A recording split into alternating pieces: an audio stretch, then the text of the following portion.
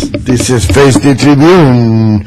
My name is Rolando Larraz, and remember, if you have nothing to hide, if you're not a corrupted politician, if you are not a corrupted public official, you can face the Tribune. Otherwise, the Tribune is going to face you.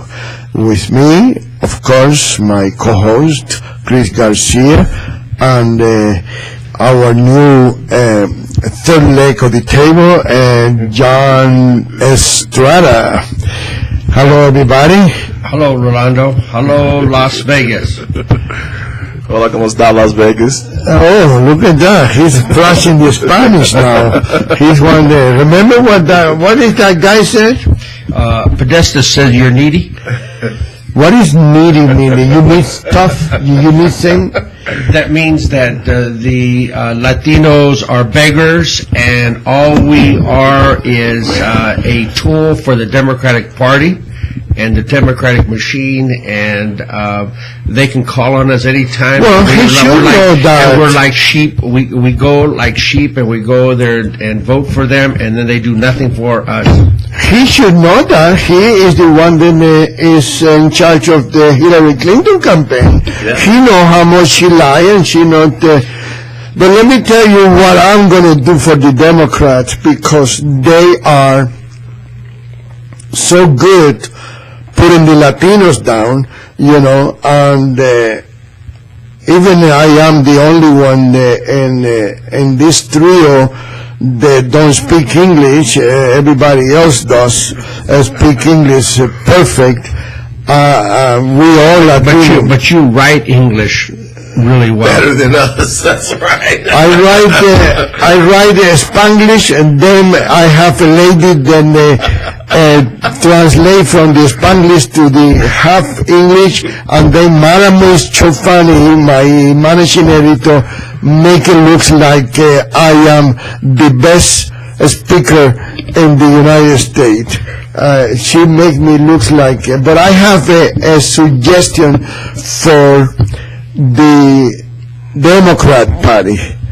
They should go straight forward all the way to the end when Donald Trump was in kindergarten, and let's find out if he was bullying the girls in the kindergarten, if he was stealing the lunch from those kids, because if they're going to come out with a lady that for 35 years have kept her mouth shut, you know, and I hope she looks better when she was 35 years younger, because I tell you, I don't know how anybody can even get the idea of looking twice at her. But anyway, I'm not want to get into that detail, because I'm going to be accused of trying to imitate Donald Trump. But well, I've been accused of that already. You know, I mean, let's face it. 35 years, I never believed that anybody should be doing that stuff. 20 years ago, 30 years ago, why do you wait this long? Why do you keep your mouth shut? Why you didn't tell anybody anything else? What are they going to go now, all the way to a junior high or high school? Well, the problem is that you have a lot of people that are scared. You have to face it. The Clintons are a very powerful family, and a lot of people are scared of them. So I can understand somebody not coming up with the information about them and holding back secrets and stuff like that. In fact, Hillary Clinton's got two positions. She's got a public position. She's got a private position. Yes. Well, she got that privilege. She's a former First Lady, she's a former Secretary of State, and she is a future inmate in the federal correctional system. You know, so that's where she belongs. That she had the privilege of being able to have two positions. You and I and Chris, we cannot have two positions. No. You know, we're not allowed to have two positions. Yeah. The rest of the world is not allowed to have two positions. Well, I learned a long time ago that whatever you say in private, you better keep it public. Yeah. Because I guarantee you, one day that will come back to haunt you. You Well- cannot have, politically, you cannot have two sides. You cannot be double-sided, double talk. You have to talk straight to the people. That's the name of the game in politics. Let me tell you a little short story about this young lady that was running for judge, and two attorneys that I know was given a fundraising event for a judge that is not too well liked, and it is definitely a very unfair and a very, very rude and nasty judge. I'm referring about Doug Smith, District Court Doug Smith, and I forgot what courtroom he is at, but anyway, I think it's 6, but anyway, and they put her name in the same event. We're gonna do a fundraising for Doug Smith and District Court, and we're gonna do an event for so and so. And I don't want to mention her name because she's a wonderful young lady, and I respect her a lot. Anyway, one day before I start writing about the Clark Phillies story, and I start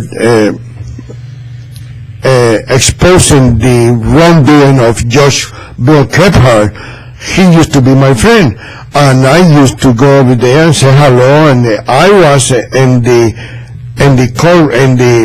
what do you call it, in the chamber one day, and this young lady came in, and the secretary said to her, "You know Rolando, don't you?" And she said, "Yeah, he's write bad about me." And I said, "No, I did not write bad about you. I wrote good about you. I told you that they was using your name, your good name, they was using your good reputation and putting it together with a criminal that don't deserve to be on the bench, and they was using you because you got a good name, a good reputation, and everybody likes you." And I said, I don't hide from what I write. And you're right. You cannot, if you cannot say in person what you are speaking in the radio or what you're writing in the newspaper, you should not be writing about that. You know, and I think you told me that, Chris, the other day when, you know, the only thing that you believe that I'm doing right, I thought I had more things doing right, but anyway, whatever I said, I sustain what I'm saying. Whatever I write, I can say it in public. That's right. You know, so every time she moves her hands, it makes me nervous, you know. I think it's, something is going wrong, you know. You need a pen? Well, you know, I learned a long time ago that you know, you got to be very, very careful who you talk to and how you talk to people when they're not around, because that happens to come around and bite you, and like that is doing with Hillary Clinton and John Podesta and the Democratic Party. All this stuff about Catholics, all this stuff about religious people, the different Christian faiths. It's pretty amazing how somebody could say such ugly and awful things about people that truly are deserving of respect. And that's really the bottom line. Mm-hmm. The Democratic Party does not respect people. And they think they're stupid. They think that they're needy. They think that they can go ahead and say whatever they want to, and people are going to accept that. Well, if you look over what has happened since Obama has been president, the Republican Party has now taken over the House of Representatives, the U.S. Senate, and they have taken over the governorships. They have almost all legislative bodies throughout the nation are now under Republican majorities. And so we're missing just one piece of the pie, and that one piece of the pie is the presidency. We need to work very, very hard across the board, not only in the swing states, but every place. And let's have a mandate that we need to elect Donald Trump President of the United States, Commander-in-Chief.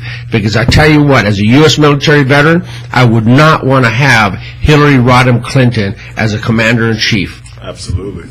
Absolutely. Amen, John. That's the truth. I just think that, unfortunately, I believe that this election, the Democrats were more organized and more together from day one compared to the Republican Party. I think, thank you, producer. I think that Hillary Clinton came together quickly against Bernie Sanders, I think, who spoke horribly about Hillary Clinton, said she had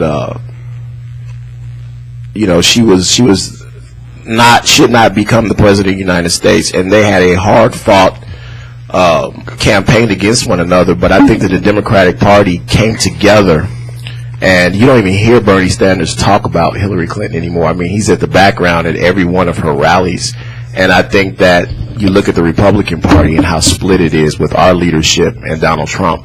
I think the Democratic Party came together, organized behind Hillary Clinton.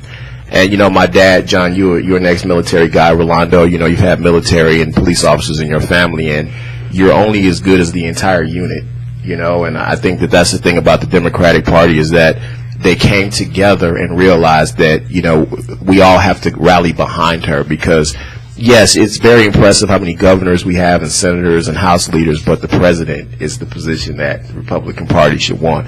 We haven't had the presidency in 8 years, and, it used to be a time that was very important to the Republican Party, and it almost seems like Paul Ryan and the other leaders in the Senate are okay with allowing Hillary to win as long as they win their reelection campaigns. What has happened to the Republican Party where it's okay for us to have a Democratic president as long as we don't lose seats? That is not what we should be standing for. We should want the presidency, the House, and the Senate. We should want all of it. Chris, you are absolutely right. Absolutely right. The problem, though, is as we've seen what has happened over the past 8 years with the presidency, the President Obama has made these executive orders, and he has really put the Congress on the back of their heels. And they're folding, they're not doing what to hold the president accountable, they're not doing their job. So if history tells us anything, this election is so vital, so important, and if we don't get our act together here in the next few weeks here, we're going to really be suffering, because we just don't have a Republican leadership that can be trusted to do the job for Americans. You're absolutely right. I know it hurts your heart. It hurts my heart every time.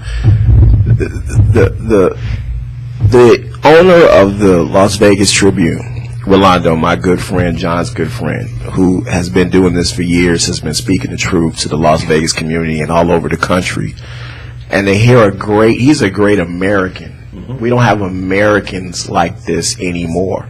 And to hear him say that he would rather retire, he would rather close his business than to continue to do what he's doing under a Hillary Clinton administration, should let all Americans know how important this election is, because he's a great American. He cares about this country, and when you have great Americans that would rather walk away, I would continue to. That's scary. Well, I would hope he reconsiders, because if the worst scenario happens and Hillary is elected president, that means we have to fight very, very hard for the next 4 years, expose her corrupt administration, because we know it's going to be corrupt. We're going to have to just work extra harder, and then tell those Republicans, we told you so. That's right. We told you so, America. We told you, independents. We told you, Democrats. Do you want to have a country that is in chaotic ruins? That's right. I think the downfall of any great society is when the people are not allowed to speak the truth. If you cut on these news networks, is what they're calling them, they are so politically correct. They are so scripted. You have to read off the teleprompter. there's no new ideas. You can't go against what the producers want you to say. Well, that sounds like Cuba to me. That sounds like Soviet Union. Everything is so politically correct. Oh, if you talk crude. Oh, if you talk nasty. Oh, if you don't say this politically correct sentence, somehow you're terrible, and you need to be put away someplace. Yes. That's very shameful, because you know what? We have a right of cussing. We have a right of telling the truth. What happened to freedom of speech? Absolutely. This is what I don't understand. To be honest with you, nobody ever said that you can't speak foreign languages. Nobody said you can't say cuss words. Right. But now it seems like anybody says something that isn't politically correct, it's somehow wrong. They're attacking speech. Yes. They are attacking, there are certain words they want out of the English language. You cannot say certain words anymore. It's ridiculous. And I just want to warn you, anybody that's listening, people out here, my family is from Cuba. Rolando's family is from Cuba. I left Cuba when we were 7 years old, so we are both American citizens, but I'm much more Americanized because I grew up my entire life here. It's scary because what Rolando is saying is that he lived it. I didn't live it. I was too young. When you're young, you don't know what's going on. I mean, I remember the lines to get food, and I remember things like that, but I was very small. I grew up in America.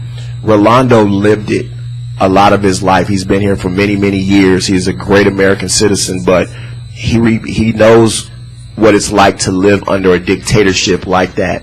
And for him to feel as if that's the direction this country is going on should scare everybody, because he lived it, so he knows. He's not just talking out the side of his neck. He lived in a society like that, and it's scaring him to the point where he would rather walk away than see what's about to happen to this country. So people wake up, because you have great Americans like Donald Trump and Rolando that are trying to tell you this is the direction this country is going in. So just wake up, America. My head cannot take it anymore. It's too big now. I tell you, you are putting me in the same level with Donald Trump. You're over Donald Trump. Man. Over Donald Trump. You've been doing it a lot longer than Donald Trump. That is an honor. Billions of dollars. But let me tell you, it's not, in this case, I am being selfish. I closing my newspaper and the radio station because, very simple, I think I'm too old to lose my virginity.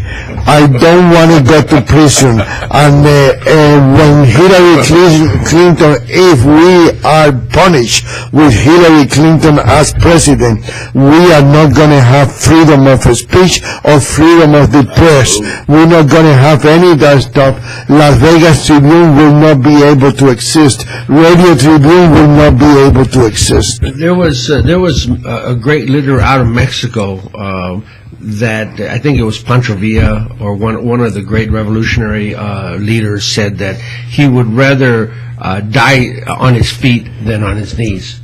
And I really subscribe to that. I think that's really, if they carry me away and put me in shackles and put me away and lock me away and I never get out again, at least I know I have this moment. The best moment is now. Mm-hmm. Putting that message out there.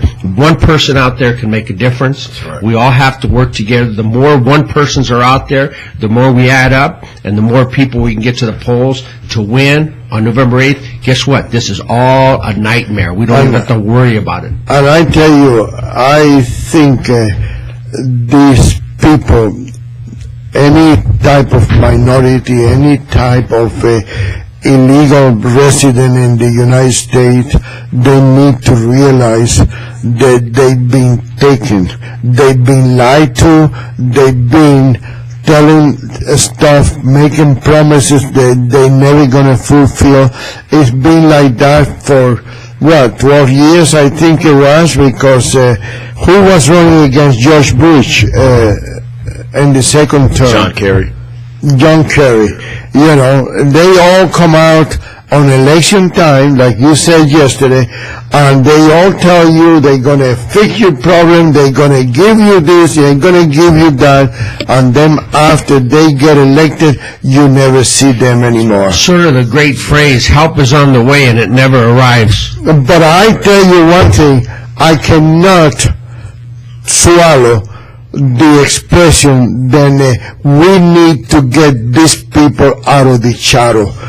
At least, I don't know that many other people that are living on the shadow, but the people that I know, they're not living in the shadow. They might be here illegal, but they all have a job, they all have trucks, they all have bank account, they all have a driver's license, so social security number, maybe with a different name, but they do have a number that they can go and open a bank account. So don't tell me that you are living in the shadow because you are insulting my intelligence, the little bit of intelligence I may have. You're insulting me. Well, not only do they not live in the shadow, they have sanctuary cities all over America. Right. That basically they're free to do whatever they want to. That's right. And the federal government does not do their job and hold these sanctuary cities liable for all the problems that come with that. I saw a guy on TV the other day talking I was watching the Spanish network. I forgot what station. I don't know how many stations are there, but there was a Spanish television show, and the guy said that he wants to get out of the shadow. And then right a few seconds later, he said he's been in the same job for 26 years. So how can you be in the shadow when you are collecting a paycheck every 2 weeks? Right. When you have a bank, you have to have a bank account to cash that check. You know, you cannot go into the casino and you driving a nice car, you know. And so how can you tell me that you're living in the shadow? That's right. How can these politicians, you know, it's like I was listening to Hillary Clinton this morning, and she said, we have to tell the rich people, what are you, lady? What are you? Why don't you, very rich. Why don't you just say, we have to tell people like me and on the rest of the wealthy people that you have to have a chance to make some money. Exactly. That's what she should do. Then Harry Reid was the same thing, always criticizing the wealthy. But you are wealthy, SOB, you know? Right. And you know, the problem with her being wealthy, she got it when she was a politician. That's right. That has to be the most corrupt. And she got it by doing the wrong thing. That's right. That's right. That's what Donald Trump, it was so amazing. He called her out in the last debate. He said, you know, the reason you've been there for 30 years, you keep talking about how I used the tax code to not pay taxes, but you were there for 30 years and you wrote the tax codes. And why didn't you change it? You and your friends, and he said, my friends also, we all use the tax codes to benefit ourselves. All of us billionaires, your friends, my friends, you know, we use that tax code. So if you were so against it, you know, the rich people, why didn't you change the tax codes? And I couldn't have used them. You were there for 30 years in politics. When I were in 1996, your husband was in the White House when I was using the tax code to benefit myself. So if you were so against it, why didn't you talk to your husband about changing the tax code? Because you, your husband, and your rich friends benefited from that same tax code that you're now accusing me of using. So she's such a hypocrite. It's ridiculous. It's ridiculous. It really is. You know, I don't know why people have to be that way. You know, if you're wealthy, it's nothing wrong with being wealthy.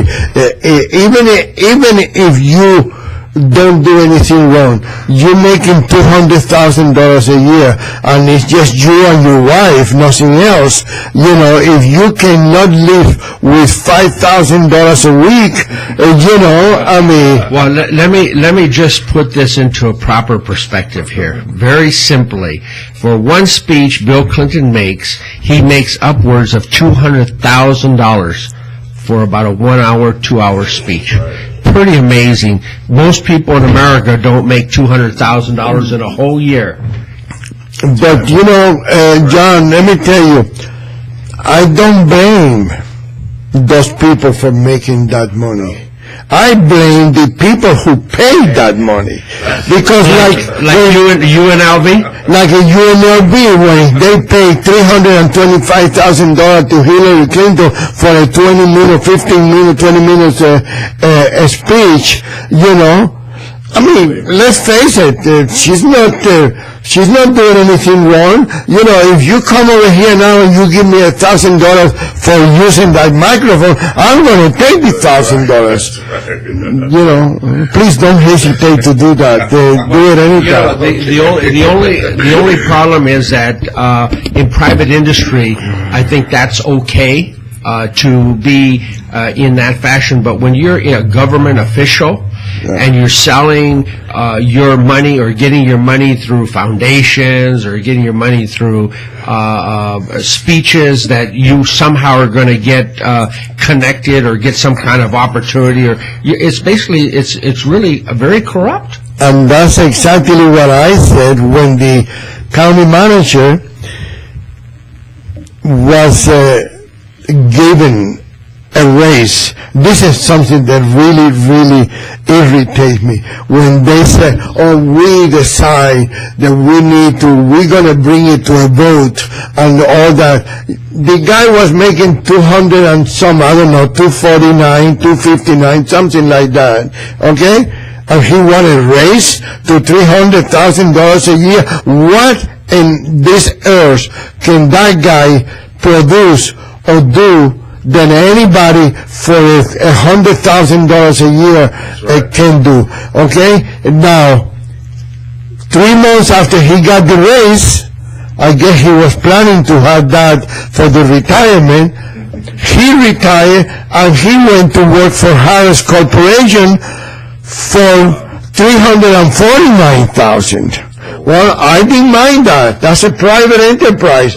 If you have the money and you're stupid enough to pay somebody that kind of money, that's, I think, in my opinion, anybody that cannot live with $2,000 a week, he must be doing something wrong. Absolutely. Either he got a mistress, or he got a girlfriend, or he got a gambling problem. Well, I tell you what, $2,000 a week, you could probably have multiple mistresses. Well, it depends. If you got a wife and 3 kids, and you got 2 cars, insurance, car insurance is not cheap anymore. I'm paying $200 for 2 cars, and I'm not even used one because it's broke and I can fix it. But I have to have the insurance. Right. Otherwise, I got to give the plate back. Right. Let me just ask you quickly. Carlos Slim is now the owner of the New York Times.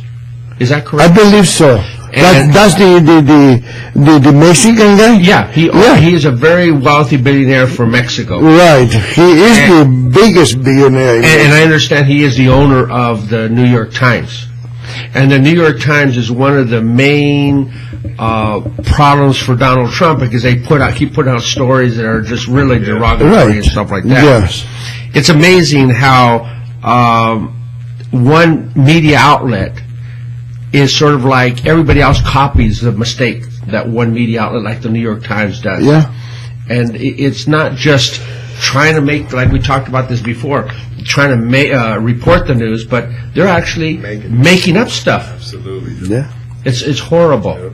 It's horrible. And I don't think the founding fathers would have ever thought that we would be in this position. I don't know who said that, but there was somebody, I believe it was in Cuba, that said if you repeat the same lie too many times, it's going to become a truth. That's right. And I think that's what's happening. And that's why I'm trying to tell people, use your head. Why are everybody, even his own people, are against Donald Trump? Why? Because they cannot control him. He can make this country better. He can do a lot of things that will benefit everyone as a whole, as a family, as a country. He's not going to be, again, the same politician that we've been having for the last 70, 80, 90 years in government, regardless of what party or what name, anything else. We have people, and we need to have a government that can have some control in the states also, because that's what happened. You can have a good president, but the state has a bad governor and a bad county commissioner and a bad, look at this deal with the stadium. We should not allow the taxpayers to be paying for that stadium. It is ridiculous that we have to pay that kind of money when you got people like Sheldon Adelson, Steve Wynn, MGM, I forgot who is in there now. They got about 7 casinos, even the Palms, that the guy is a little bit. I think the Palms now is switching over to the stations.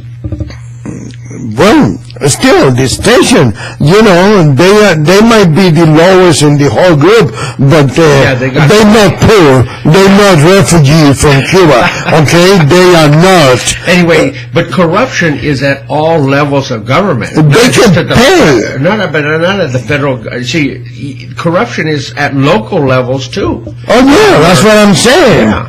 But if we got a good president that can control the corruption in the other states, in every state, that would be something that can be. And I want us people to have the power. We're the boss. It's not. I don't think it's up to the president or the governors or the senators. It's up to us to keep the spotlight on these people, hold them accountable, and don't let our and being able to answer. To ask questions, being able to say, hey, why are you doing this? What is the benefit for the country? What is the benefit for the community? What is the benefit for that segment of the community? Because that right away they go with a specific segment of the community to show that they care for that, be black or Latino, and that's another thing. Maybe, Chris, you can explain that to me, or maybe you, John. What is the difference between Latino and Hispanics? Well, frankly, I'm from the old school. I don't think it's about races. I think it's all about economics. I'm not a subscriber to the fact about blacks, whites, Mexicans, and stuff like that. I know that if you work hard, you work smart, you're going to be okay. And you may have to work harder than the other guy for whatever reason. Might have to get a better education than the other guy, but that's called competition. We have to do the best we can every single day. And don't forget about tomorrow. You might have lost all your businesses. You might have lost all your material wealth, but I guarantee you, they can never take away your experience, your education, your knowledge, and your wisdom. If you did it once before, you can do it again. And I tell you one thing, maybe switching a little bit the direction of this show, we need to boycott El Gordo tacos. Because Hillary Clinton was there yesterday eating tacos. We need to boycott that because she is eating in a Mexican restaurant the same way that they did with Donald Trump when he went to Roberto's Tacos. Well, I'm not a subscriber. I'm not a subscriber of boycotting any business. In fact, I am. Because I've been sarcastic. I've been cynical. I'm not too good about being cynical and sarcastic, believe me. I'm not that good.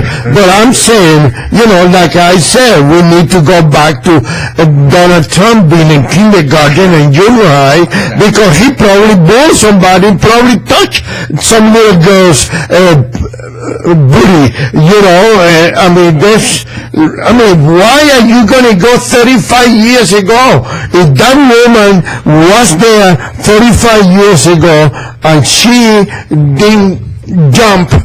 Well, the irony is, like these moderators at the debates.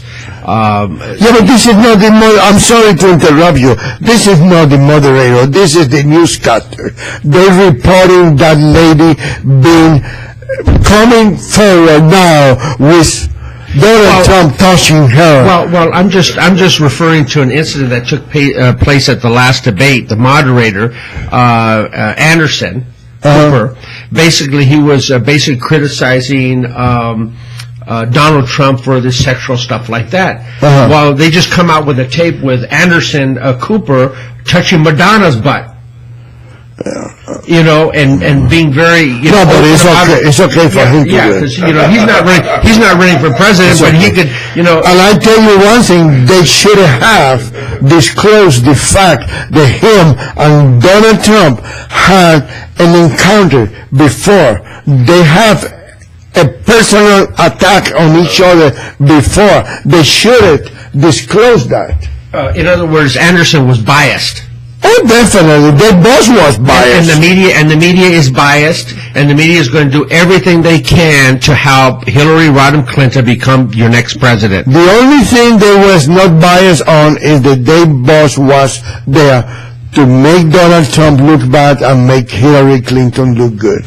That's all there was there. I hope that Chris Wallace will do better. He's going to be the next moderator at the Fox debate on the 19th of October at UNLV here in Las Vegas, Nevada.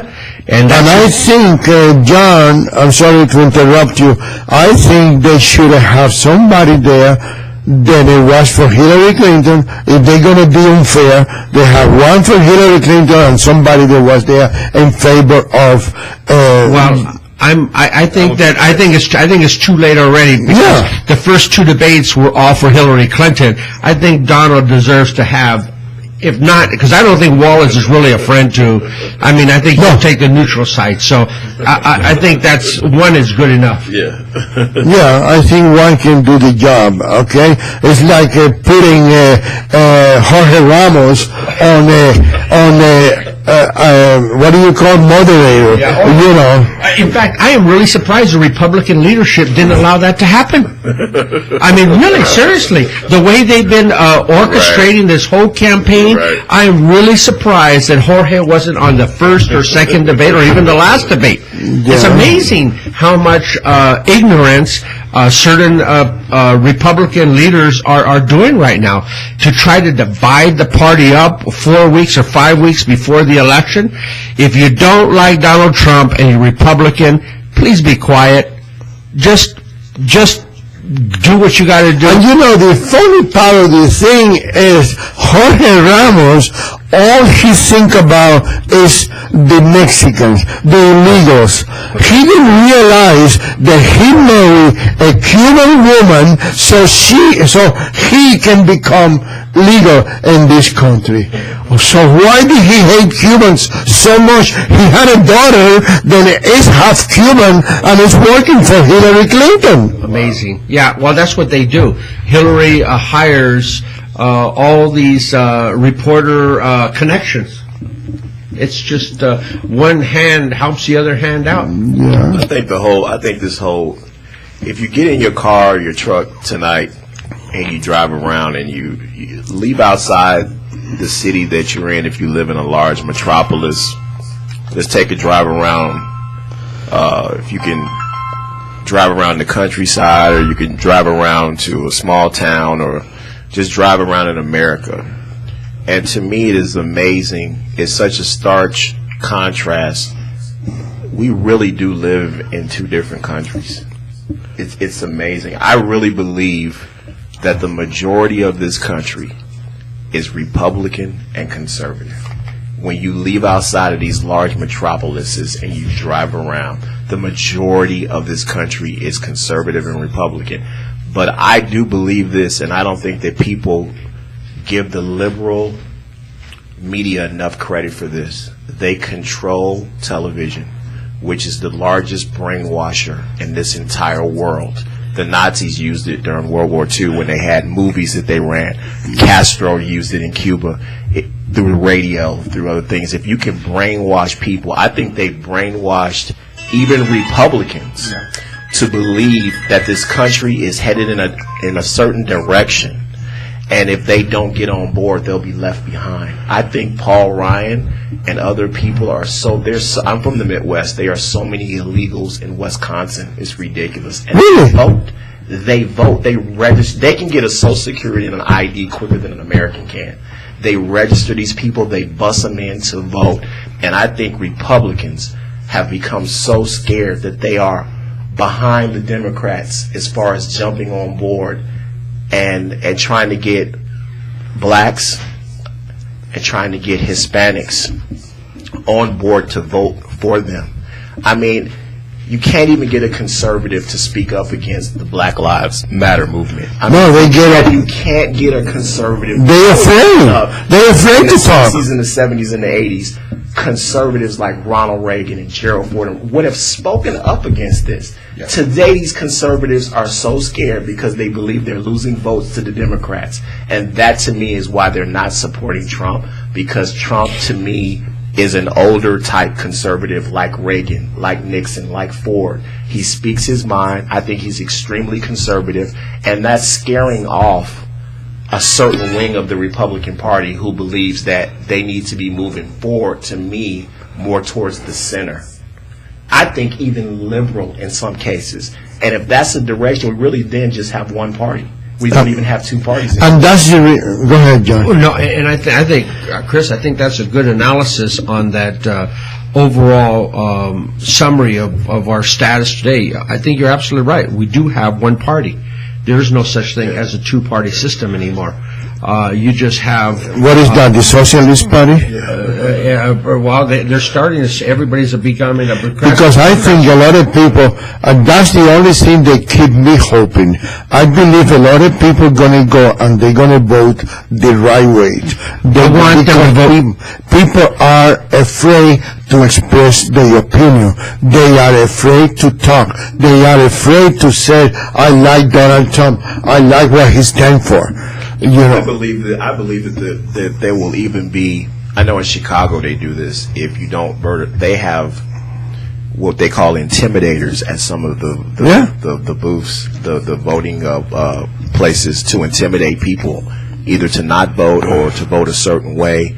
I think the Clintons are going to pull out everything they possibly can, because you're right, Rolando. I think there are a lot of people that are going to vote for Trump that are afraid to say it because of the backlash. Why do you think she's pushing and urging people to go early voting?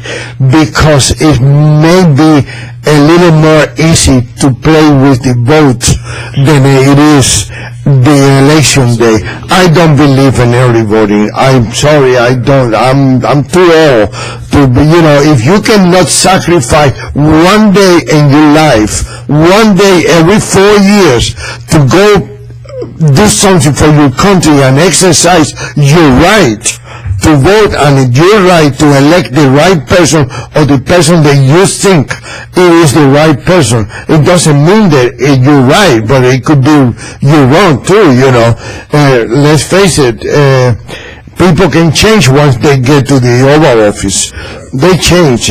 Money can change anybody, and power can change. And when you become the most powerful man in the universe, you be the number one man in the United States, which is the United States is supposed to be, I don't think it is anymore, but it's supposed to be the most powerful country in the world. I think we have lost that title long time ago. I'll just tell Paul Ryan tonight, get in your car, drive to a diner, drive to a park, get out of your car and talk to people.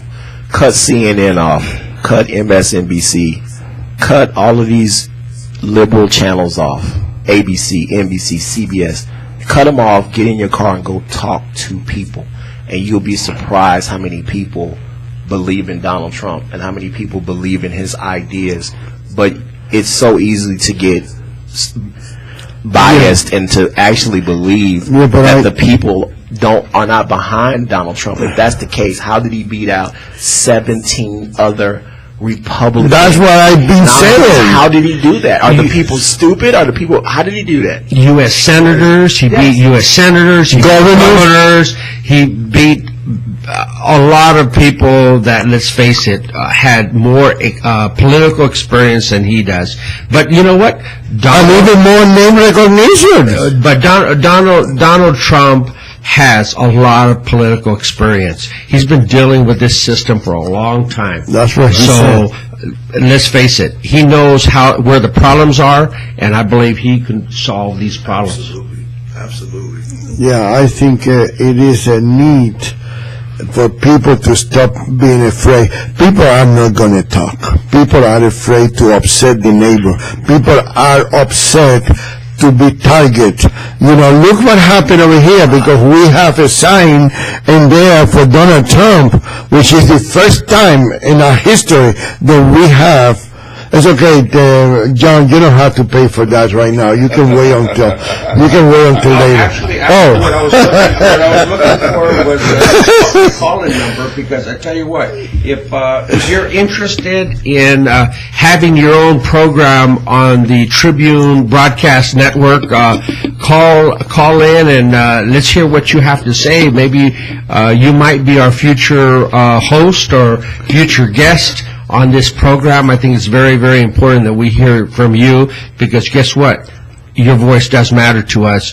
702-983-0711. Call in any time. We'd like to hear from you. 702-983-0711. And you don't have to give your name if you don't want to. Just give us your opinion. Tell us who you're going to vote for. Who do you like to vote for? You know. And why? I hear the whys. To me, the whys are a lot more important than the who. Yeah, that's true. That is true. You're right. I hate when you're right. And the most important thing is, this election is not about parties. It's about being independent. Be independent. Stand for America. Vote for Donald Trump. Be independent. Yeah, that's all you need to do this time. It is very, very important that the people realize that this is a very, very drastic election year. It is either we're going backwards 100 years, or we are going to go forward with Donald Trump. You know, I'd like to do a little scientific experiment on the 1st of the month. I would like for all the recipients of food stamps, of EBT cards, if we cut those EBT cards off for a month, who do you think they would vote for then? Would they vote for the guy that could produce jobs so that they could go to the store and buy foods? Or would they vote for the Democrats? That would be interesting. Because I think if they didn't get free food, they didn't get free money, I think you would then vote for the person that could produce jobs, because you would then need a job, right? If you weren't getting free money. I know, but I think. Well, you know, I'm not in favor. You know, if people are really in need. That's a different story. That's not what he's talking about. Yeah, that's a different story. But I think sometimes, we've all fallen on our face a couple of times in our lifetime. But the most important thing is get up off the ground, move forward, work hard, and try to get away from government. That was the idea when they opened the welfare.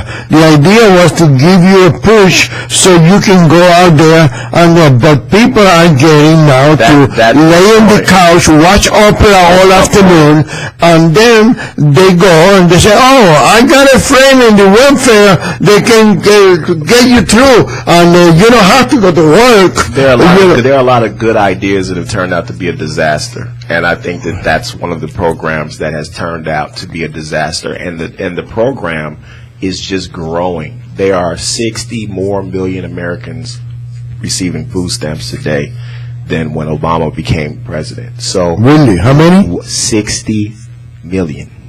There are now there are only 300 million people in the country. A third is on food stamps. A third.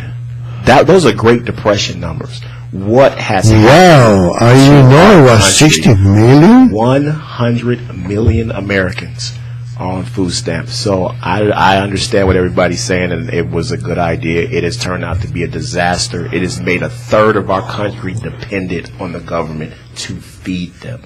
Let's say that financially they can't afford to do that anymore. What happens to 100 million Americans? Because I think eventually, just from a financial standpoint, it's going to become too much of a burden on the government to feed 100 million people every month for free. Well, that is a big burden. Well, I think the way that they'll do it is just print new money, and they'll keep putting ourselves in debt. Exactly. We'll be talking about instead of 20 trillion, 40 trillion, or 60 trillion. You know, who has to pay for that, John? You know, our kids, our grandkids. I know, but how are they going to buy the paper to print that money? Hold on. Let me say this. 1994, when I ran for Congress, that was one of my main issues I talked about.